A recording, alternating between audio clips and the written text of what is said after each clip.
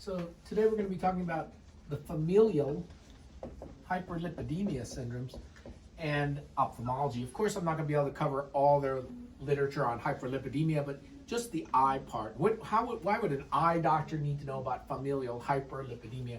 And when we're dealing with the lipids, we're basically talking about two different types, the triglyceride and the cholesterol. And so you can have hypertriglyceridemia, or you can have hypercholesterolemia, or you could have both. And these types have been categorized, and you probably remember some of this from medical school, types 1, 2, 3, 4, and 5. And each type represents a different lipoprotein abnormality. And so as you know, the lipoprotein is what's carrying the cholesterol and the triglyceride. And so for the cholesterol, that's the LDL, the HDL, and the IDL. And these are categorized by the density of the lipoprotein, low, high, and intermediate density lipoproteins.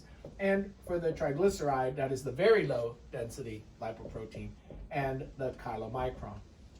And so when we have abnormalities in the chylomicron, that is the type 1 hyperlipidemia.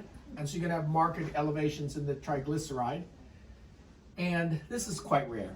So you need to know about it, but it's not that common. The common ones are number 2 and number 4. Number 2 is divided into 2A and a 2B. And the 4 is also a triglyceride problem, a hypertriglyceride problem. It's a very common cause of hypertriglyceridemia for a familial basis. And the lipoprotein that's the problem is VLDL in the type 4 familial hypertriglyceridemia.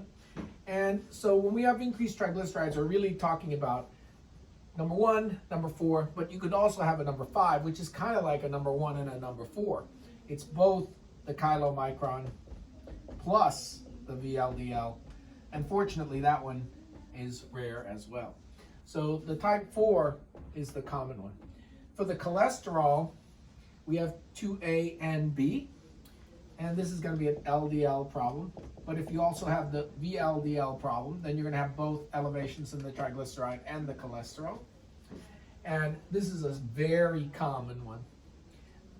Type 2A is also common. It increases your cholesterol. So both of these are common, and you need to know both 2A and 2B. 3 is IDL.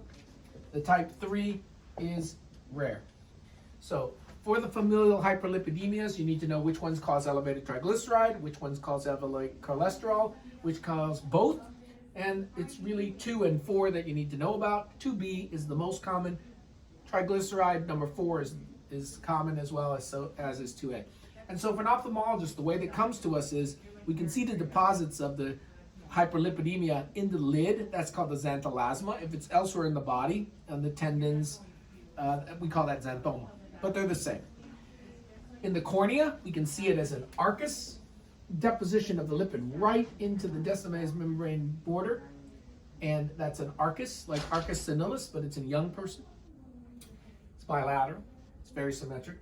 And in the back of the eye, it might be lipemia retinalis, which is, instead of the blood vessels being red, they're white because they're full of chylomicrons or full of the lipid substance. And normally you have to have very big numbers, like triglycerides 1,000, that kind of number, to get lipemia retinalis. And then, of course, the normal ischemic things are more common with all these familial hyperlipidemia syndromes. So that's going to be non-arteritic anterior ischemic optic neuropathy, central retinal artery occlusions, central retinal vein occlusions, branch retinal artery occlusions, branch retinal vein occlusions, ocular ischemic syndrome, cranial nerve palsies, ischemic third, ischemic fourth, ischemic sixth, all going to be increased because hyperlipidemia is a risk factor for small vessel ischemic disease.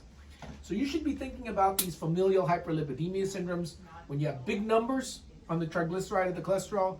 If it's a young person, if we see an arcus senilis in a young person, if we see lipemia retinalis, if we see a xanthelasma, a xanthoma, or if we see NAION, arterial or venous side occlusive disease in a young person, think about familial forms of hyperlipidemia.